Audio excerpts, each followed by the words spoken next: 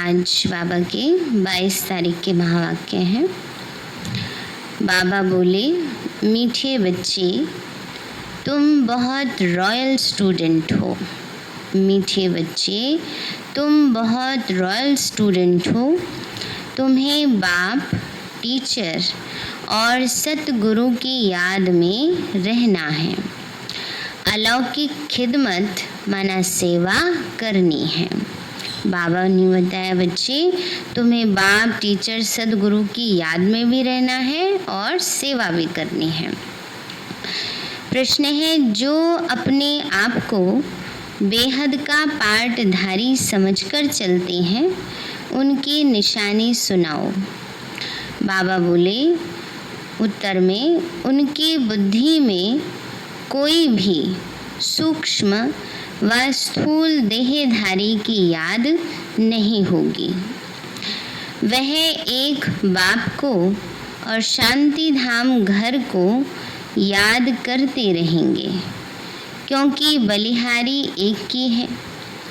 जैसे बाप सारी दुनिया की खिदमत करते हैं, पतितों को पावन बनाते हैं, ऐसे बच्चे भी बाप समान खिदमतगार बन जाते हैं।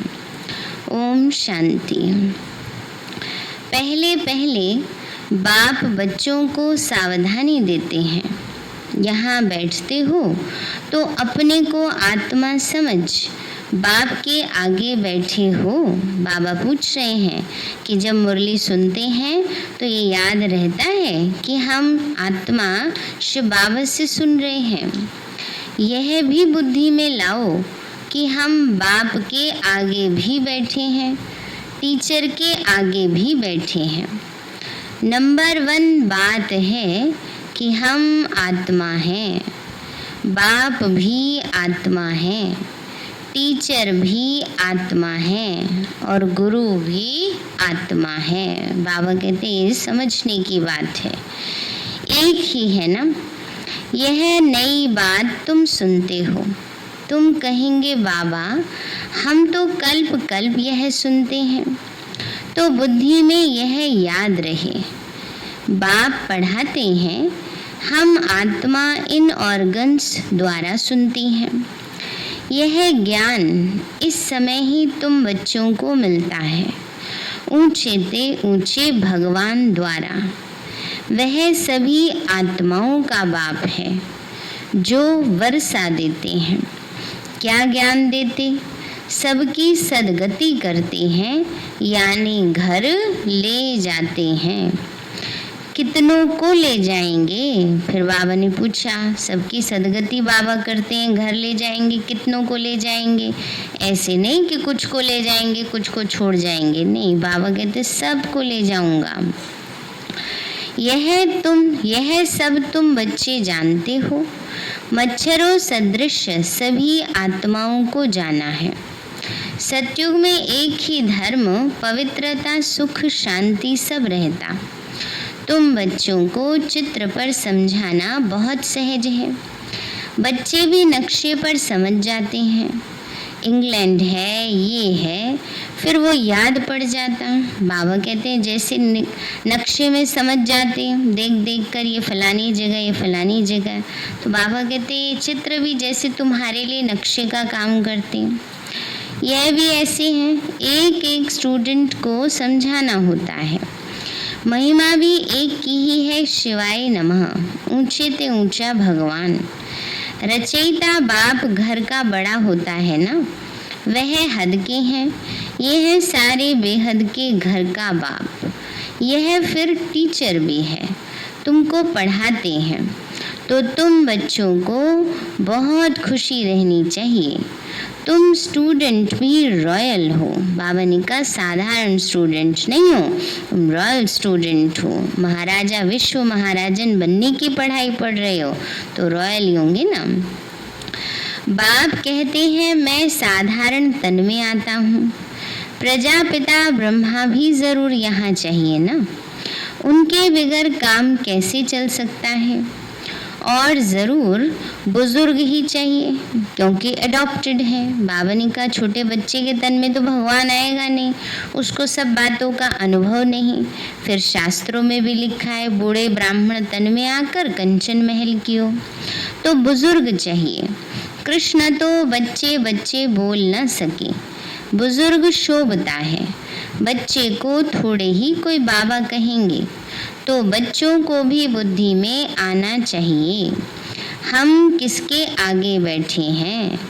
अंदर में खुशी भी होनी चाहिए।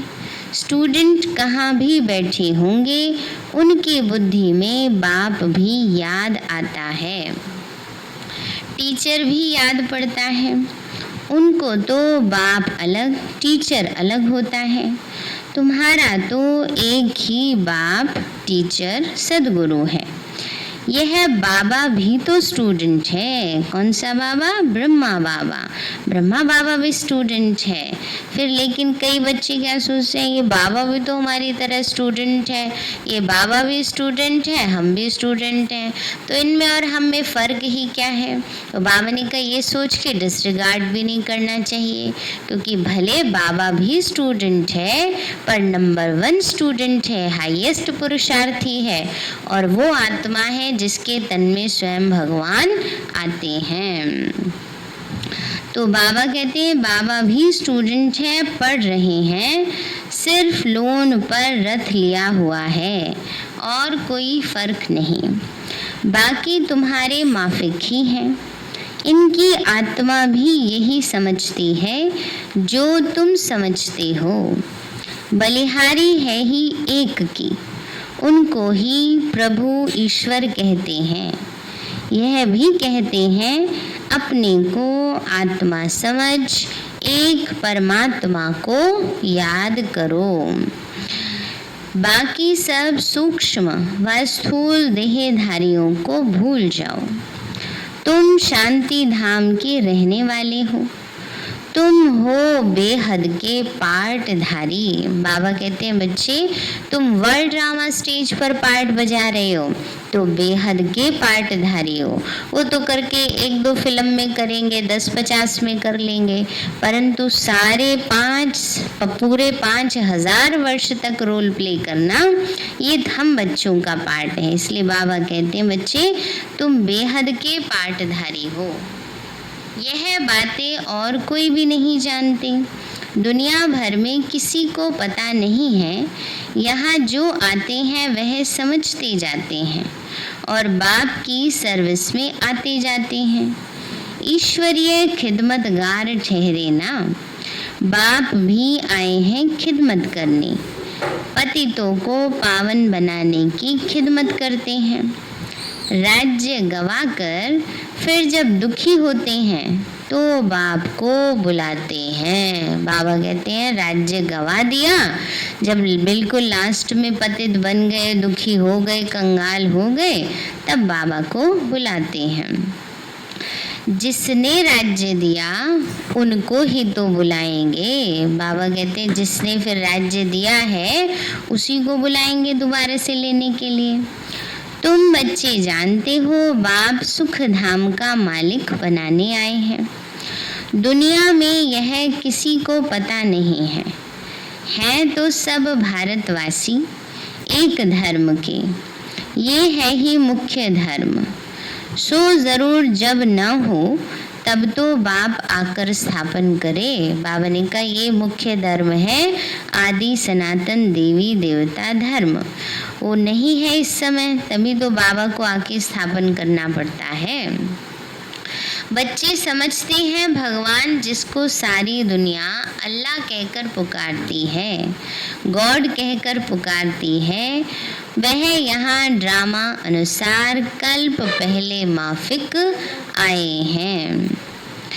ये है गीता का एपिसोड जिसमें बाप आकर स्थापना करते हैं। बाबा ने कहा ये वही समय चल रहा है गीता एपिसोड का जब स्वयं परमात्मा सृष्टि पर आकर फिर से एक सत्य धर्म की स्थापना कर रहे हैं। गाया भी जाता है ब्राह्मण और देवी देवता, क्षत्रिय नहीं कहते। ब्राह्मण देवी देवताए नमः कहते हैं, क्योंकि क्षत्रिय तो फिर भी 2 कला कम हो गए। स्वर्ग कहा ही जाता है नई दुनिया को, त्रेता को नई दुनिया थोड़े ही कहेंगे। पहले पहले सतयुग में है एकदम नई दुनिया, ये है पुराने ते पुरानी दुनिया, फिर नए ते नई दुनिया में जाएंगे। हम अब उस दुनिया में जाते तब तो बच्चे कहते हैं हम नर से नारायण बनते। बाबा ने कहा पुरानी दुनिया से कहाँ जाना है, नई दुनिया में जाना है, इसलिए कहते हैं कि अब हम नर से नारायण बनते। कथा भी हम सत्यनारायण की सुनते, प्रिंस बनने की कथा नहीं कहते, सत्य नारायण की कथा है ना। नर से नारायण बनने की, नारी से लक्ष्मी बनने की कथा है ये। वह नारायण को अलग समझते हैं, परंतु नारायण की कोई जीवन कहानी तो है नहीं, ज्ञान की बातें तो बहुत है ना, इसलिए 7 रोज दिए जाते हैं। 7 रोज भट्ठी में रहना पड़े ना। पहले तो यही होता था, शुरू में इतने सभी आए तो जैसे 7 रोज की भट्ठी में पड़े, फिर बाहर नहीं गए ना। अभी तो बाबा कहते हैं बाकी सारे काम भी करो, बाकी आधा घंटा 1 घंटा बाबा के लिए निकालो। तो बाबा कहते हैं बच्चे भट्ठी में रहना पड़े, परंतु ऐसे भी नहीं कि यहाँ भट्ठी में रहना है, ऐसे तो फिर भट्ठी का बहाना करके बहुत ढेर आ जाएंगे ना। फिर उसमें कई तो ऐसे भी आ जाएंगे जिनको कोई लेना देना ही नहीं है ज्ञान योग से, तपस्या से, सिर्फ देखने के लिए आ जाते हैं। तो बाबा ने कहा इसलिए पहले तो कि जब यज्ञ की शुरुआत थी तब की और बात थी, पर बाद में बाबा ने कहा घर गृहस्थ में रहो, थोड़ा समय निकालो, बाबा को याद करो, कोर्स करो, 7 दिन की भट्ठी में रहो। बाबा कहते हैं बच्चे नहीं तो भट्टी का बहाना करके ढेर आ जाएं। पढ़ाई तो सवेरे और शाम को होती है, दोपहर में तो वायुमंडल ठीक नहीं होता, रात्रि का भी 10 से 12 तक बिल्कुल खराब टाइम होता है। यहाँ तुम बच्चों को भी मेहनत करनी है ना। बाबा ने कहा बच्चे दिन का टाइम और रात का टाइम, ये दोनों समय ऐसे होते हैं जो बहुत ज़्यादा हलचल वाले, विकारी संकल्पों वाले होते हैं।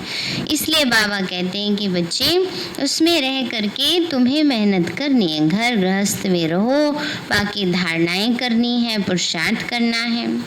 यहाँ तुम बच्चों को भी मेहनत करनी है, याद में रहकर सतो प्रधान बनने की। वहाँ तो सारा दिन काम धंधे में रहते हो। ऐसे भी बहुत याद करते हैं जो धंधा दौरी करते फिर पढ़ते भी हैं। जास्ती अच्छी नौकरी करने के लिए यहाँ भी तुम पढ़ते हो तो टीचर को याद करना पड़े जो पढ़ाते हैं ना। बाबा ने कहा कि लौकिक रीति में भी कई ऐसे करते हैं कि घर गृहस्थी में भी रहते, गृहस्थी भी संभालते हैं और पोस्ट अच्छी पाने के लिए पढ़ाई भी करते रहते हैं। तो बाबा कहते हैं बच्चे ऐसे ही करो। बाबा ने कहा बच्चे अच्छा टीचर समझकर ही याद करो तो भी तीनों ही इकट्ठे याद आ जाते हैं। यहाँ तो तुम पढ़ते हो, टीचर को याद करना पड़े जो पढ़ाते हैं। तो बाबा कहते हैं बच्चे अच्छा टीचर समझकर ही याद करो तो भी तीनों ही इकट्ठे याद आ जाते हैं। बाप, टीचर, गुरु तुम्हारे लिए बहुत सहज है तो झट याद आनी चाहिए।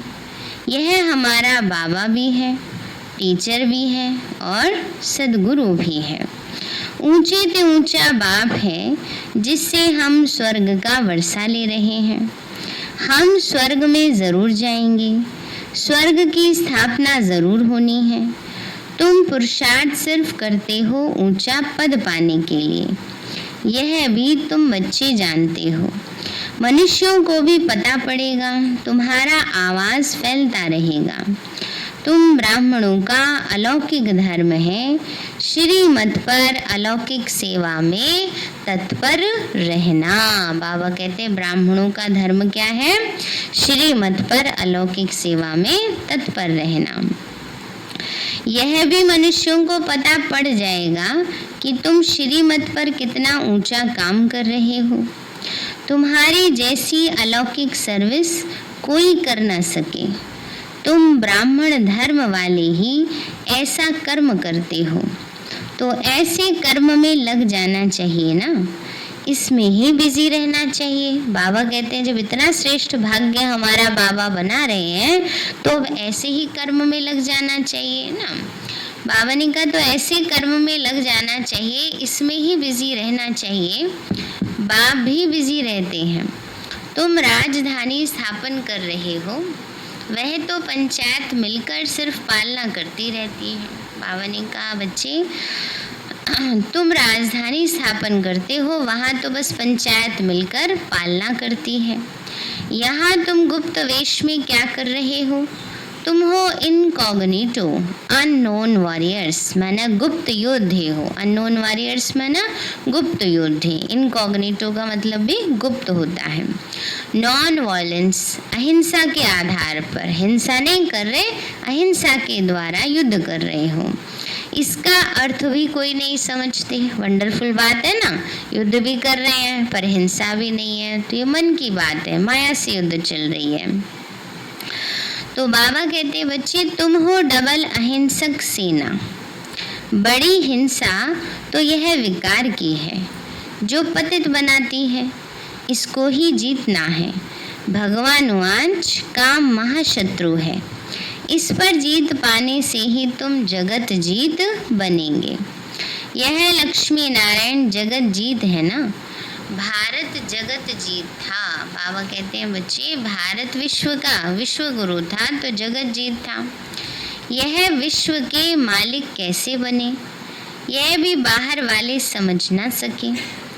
इस समझने में बड़ी विशाल बुद्धि चाहिए ना। बाबा ने का ये बात समझने में बड़ी विशाल बुद्धि चाहिए कि इस समय कैसे हम बच्चे जगत जीत बन रहे हैं, पुरुषार्थ करके।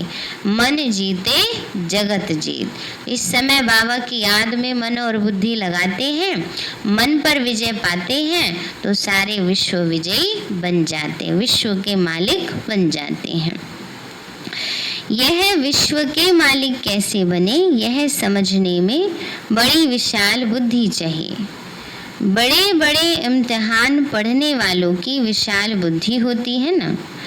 तुम श्रीमत पर अपना राज्य स्थापन कर रहे हो। तुम किसी को भी समझा सकते हो कि विश्व में शांति थी ना, और कोई राज्य नहीं था, स्वर्ग में शांति हो न सके। बहिश्त को कहते हैं गार्डन ऑफ अल्लाह। सिर्फ बगीचा थोड़े ही होगा ना। जो मुस्लिम होते हैं वो कहते हैं अल्लाह का बगीचा ना। बहिश्त जो है, स्वर्ग जो है, वो खुदा का बगीचा है। तो बाबा कहते हैं खाली बगीचा बगीचा थोड़े ही होगा। बगीचा भी कहाँ होता है, जहाँ लोग रहते हैं तो महल भी होगा, राजधानी भी होगी, तब तो बगीचा होगा ना। तो मनुष्य भी चाहिए। अभी तुम बच्चे जानते हो हम बहिश्त के मालिक बन रहे हैं। बहिश्त माना स्वर्ग। तुम बच्चों को कितना नशा रहना चाहिए और ऊंचे ख्यालात होने चाहिए। तुम बाहर में कोई भी सुख को नहीं चाहते हो। इस समय तुमको बिल्कुल सिंपल रहना है ना। बाबा ने कहा इस समय बाहरी सुखों की कामना नहीं करनी है। इस समय कैसा रहना है, बिल्कुल सिंपल रहना है। अभी तुम ससुर घर जाते हो, ये है पियर घर। यहाँ तुम्हें डबल पिताएं मिले हैं। एक तो निराकार ऊंचे ते ऊंचा है, दूसरा फिर साकार वह भी ऊंचे ते ऊंचा है ना। तो पिता के घर में बैठे हैं तो पिता के घर को क्या कहते हैं, पियर घर कहते हैं, है ना। सबको याद आ रही होगी पियर घर की, कल तीज है तो बाबा का घर भी तो पियर घर है। और सत्युग है ससुर घर माना ससुराल घर, जहाँ पर सज धज के जाना है। बाबा कहते बच्चे उनको कृष्णपुरी नहीं कहेंगे। अभी तुम ससुर घर विष्णुपुरी में जाते हो, उनको कृष्णपुरी नहीं कहेंगे। बच्चे को पुरी नहीं होती, बच्चे की पुरी नहीं होती। विष्णुपुरी अर्थात लक्ष्मी नारायण की पुरी। तुम्हारा है राजयोग, तो जरूर नर से नारायण बनेंगे। तुम बच्चे हो सच्चे सच्चे खुदाई खिदमतगार। बाबा सच्चा खुदाई खिदमतगार उसे कहते जो कम से कम, ज़्यादा से ज़्यादा नहीं बताया अभी बाबा ने, कम से कम कितना बताया, 8 घंटे ना। बाबा कहते हैं कम से कम 8 घंटे आत्म अभिमानी रहने का पुरुषार्थ करते हैं। कोई कर्म बंधन ना रहे तब खिदमतगार बन सकते हो और कर्मातीत अवस्था हो सकती है। नर से नारायण बनना है तो कर्मातीत अवस्था जरूर चाहिए। कर्म बंधन होगा तो सजा खानी पड़ेगी।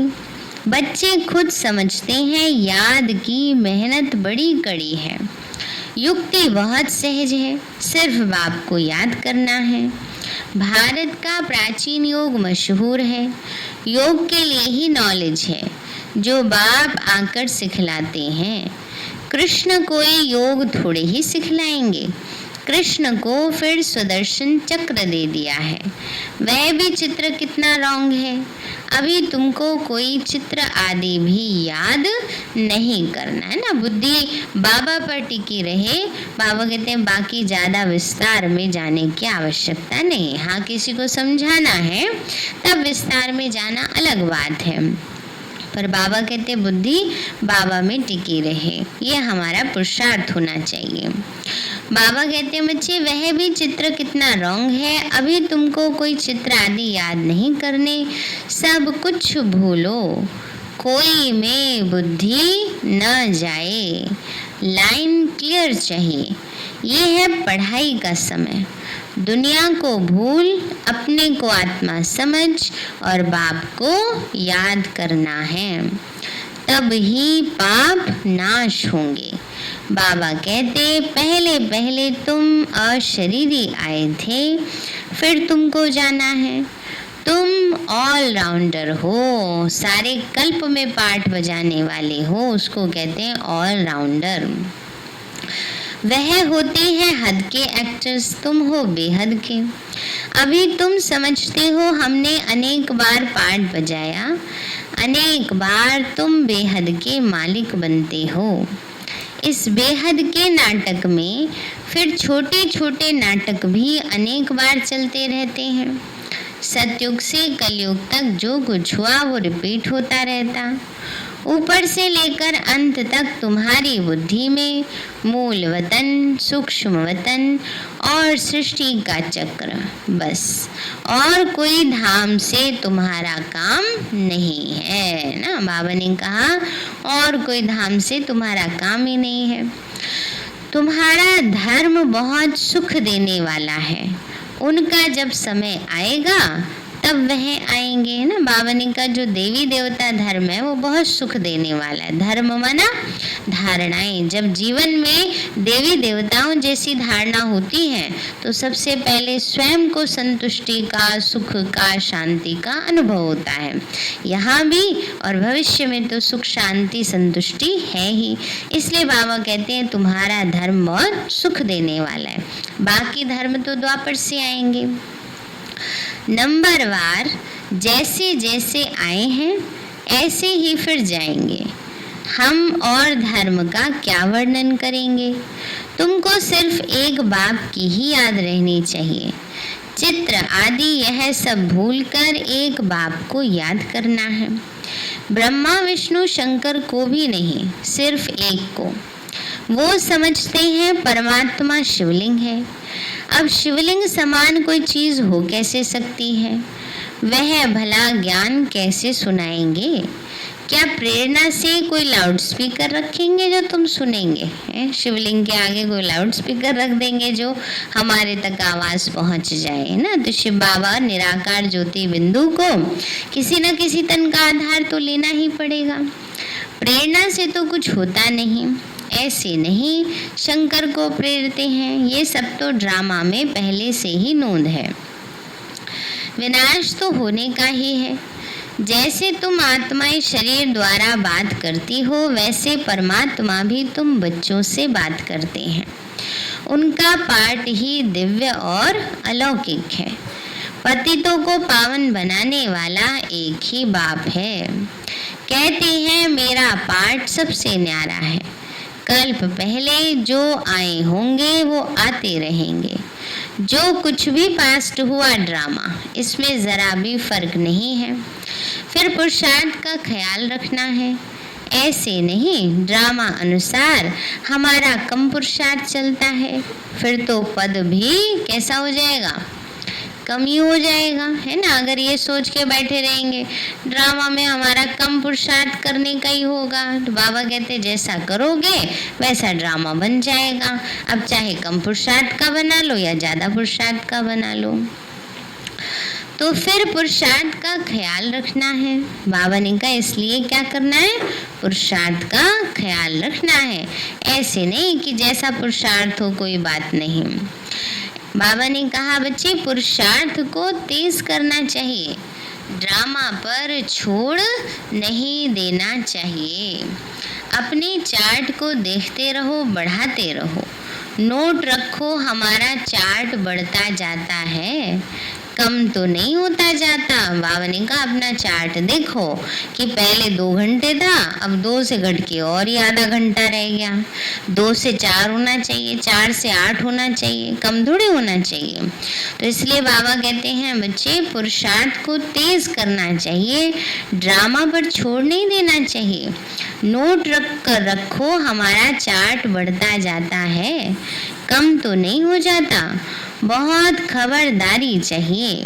यहाँ तुम्हारा है ब्राह्मणों का संग, बाहर में सभी हैं कुसंग, वह सभी उल्टा ही सुनाते हैं। अब बाप तुमको कुसंग से निकालते हैं। बाबा के पास आते हैं तो इतना अच्छा संग मिलता है, जैसे ही बाहर गए दुनिया में वही व्यर्थ पर चिंतन सब, तो वो क्या है, कुसंग ही तो है ना। समय शक्ति सब व्यर्थ जाते हैं। मनुष्यों ने कुसंग में आकर अपना रहन सहन, अपनी पहरवाइश आदि सब बदल दी है, देश वेश ही बदल दिया है। बाबा ने कहा मनुष्यों के संग में आकर देश वेश ही बदल दिया। यह भी जैसे अपने धर्म की इंसल्ट की है। देखो कैसे कैसे बाल बनाते हैं बाबा कहते हैं आज के हेयर स्टाइल देखो कैसे कैसे चल पड़े हैं। देह अभिमान हो जाता है। 100-150 रुपया देते हैं सिर्फ बाल बनाने के लिए, हैं 100-150 में बन जाते होंगे, हजारों लगते होंगे आजकल तो अलग अलग हेयर स्टाइल के, है ना। तो बाबा कहते हैं बच्चे इसको कहा जाता है अति देह अभिमान। वैसे भी कलयुग अंत की ये निशानी है, नाखून और बालों का श्रृंगार होगा, ये कलयुग अंत की निशानी है। वह फिर कभी ज्ञान उठा न सके। बाबा कहते हैं बिल्कुल सिंपल बनो। ऊंची साड़ी पहनने से भी देह अभिमान आता है। ऊंची साड़ी का मतलब है महंगी साड़ी। देह अभिमान तोड़ने के लिए सब हल्का कर देना चाहिए। अच्छी चीज देह अभिमान में लाती है। तुम इस समय वनवाह में हो, हर चीज से मोह हटाना है, बहुत साधारण रहना है।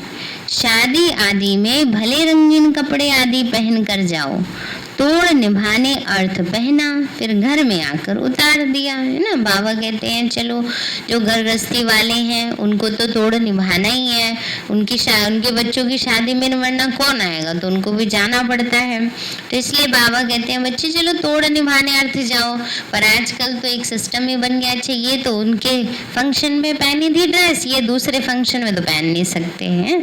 तो बाबा ने कहा इतना टू मच दे अभिमान में नहीं जाना, है ना। जो चीजें हैं ठीक है, तोड़ निभाने के लिए जाना है उनको यूज करो। ये नहीं कि हर सीजन के लिए हर ओकेजन के लिए नया ही नया चाहिए, फिर तो वो वेस्ट ही है ना। सब में ही हो गया आजकल, चाहे बड़े हैं चाहे बच्चे हैं, है ना। फिर गएंगे, अगर फिर उनके अकॉर्डिंग नहीं चलेंगे, कहते ये तो ओल्ड फैशन हो गए हैं। इन्होंने पिछली पार्टी में भी यही पहना था, अब की बार भी यही पहन लिया, तो इसीलिए थोड़ा ऐसे देख के पहन लो। अच्छा, उस वाले में जो आएंगे गेस्ट, वो वाले जहाँ नहीं आने वहाँ पहन लो। तो ये तो थोड़ा युक्ति से चलेंगे तो इस वेस्ट से बचा जा सकता है। तो बाबा ने कहा, तोड़ निभाने अर्थ पहना, फिर घर में आकर उतार दिया, तुमको तो वाणी से परे जाना है। वानप्रस्थी सफेद पोष में होते हैं, तुम एक एक छोटे बड़े सब वानप्रस्थी हो, क्योंकि वाणी से परे जाना है। छोटे बच्चों को भी शिव बाबा की ही याद दिलानी है, इसमें ही कल्याण है। बस हमको अभी जाना है शिव बाबा के पास। अच्छा, मीठे मीठे सिक्के लदे बच्चों, दादा का याद प्यार और गुड मॉर्निंग। रूहानी बाप की रूहानी बच्चों को नमस्ते। रूहानी हम बच्चों की रूहानी माता पिता बाप दादा नमस्ते नमस्ते नमस्ते बाबा नमस्ते। धारणा के लिए मुख्य सार है, सदा ध्यान रहे हमारी कोई भी चलन देह अभिमान वाली ना हो। बहुत सिंपल रहना है, किसी भी चीज में ममत्व नहीं रखना है, कुसंग से अपनी संभाल करनी है। दूसरा पॉइंट है, याद की मेहनत से सर्व कर्म बंधनों को तोड़ कर्मातीत बनना है।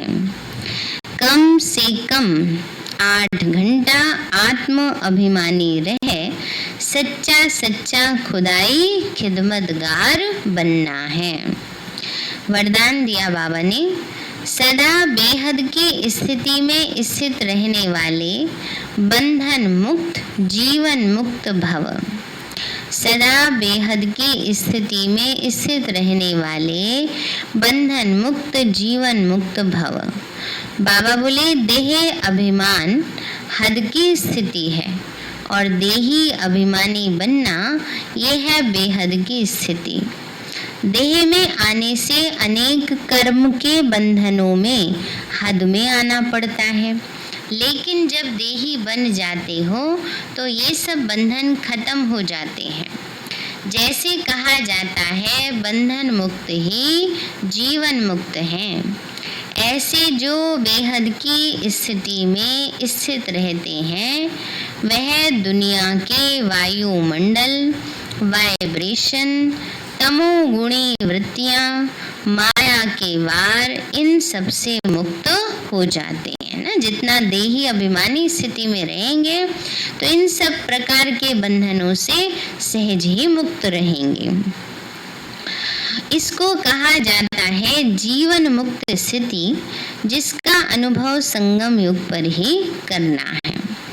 स्लोगन है, निश्चय बुद्धि की निशानी, निश्चित विजयी और निश्चिंत। जिनको बाबा पर पूरा निश्चय है वो कैसे होंगे?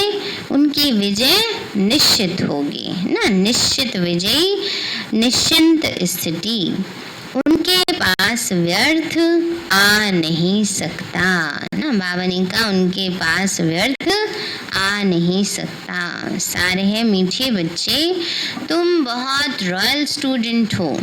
तुम्हें बाप, टीचर और सदगुरु की याद में रहना है। अलौकिक खिदमत माना सेवा करनी है। प्रश्न है, जो अपने आप को बेहद का पाठधारी समझकर चलते हैं, उनकी निशानी सुनाओ। बाबा बोले, उनकी बुद्धि में कोई भी सूक्ष्म व स्थूल देहधारी की याद नहीं होगी। वह एक बाप को और शांति धाम घर को याद करते रहेंगे, क्योंकि बलिहारी एक की है। जैसे बाप सारी दुनिया की खिदमत करते हैं, पतितों को पावन बनाते हैं, ऐसे बच्चे भी बाप समान खिदमतगार बन जाते हैं। अच्छा, ओम शांति। तो खिदमत करनी है और कम से कम 8 घंटा बाबा की याद में रहने का अभ्यास करना है। देही अभिमानी बनने का अभ्यास करना है।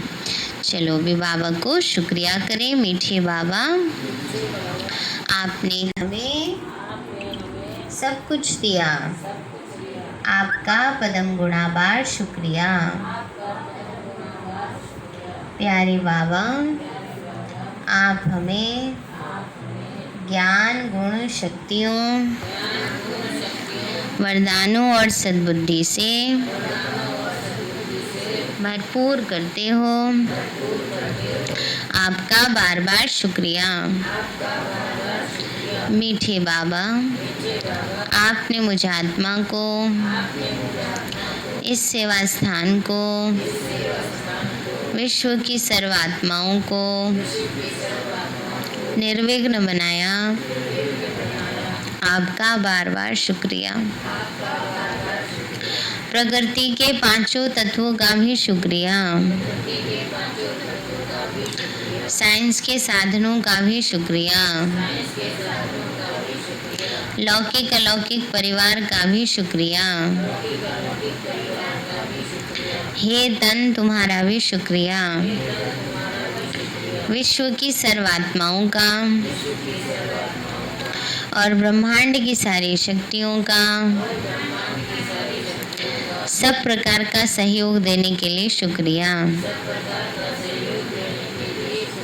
मीठे बाबा, मुझ आत्मा ने जाने अनजाने में जिन भी आत्माओं को मनसा वाचा कर्मणा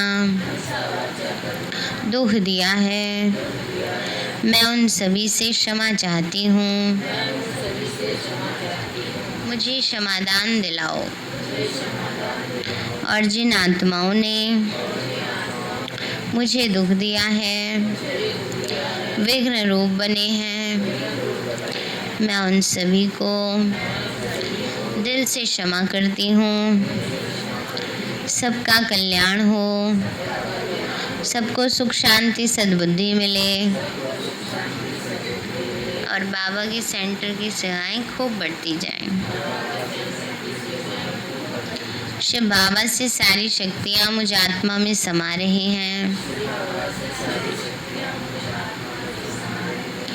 मेरे पूरे शरीर में फैल रही हैं, पूरे घर में फैल रही हैं, पूरी कॉलोनी में फैल रही हैं, पूरे देश पूरी दुनिया में फैल रही हैं। सब प्रकार के वायरस नष्ट होते जा रहे हैं। मैं आत्मा परम धाम में चमकती हुई मणि हूँ।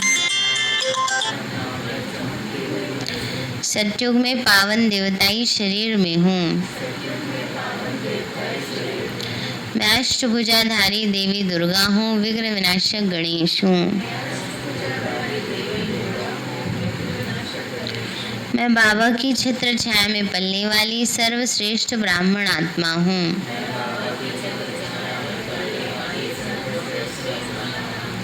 मैं फरिश्ता हूँ। ओम शांति।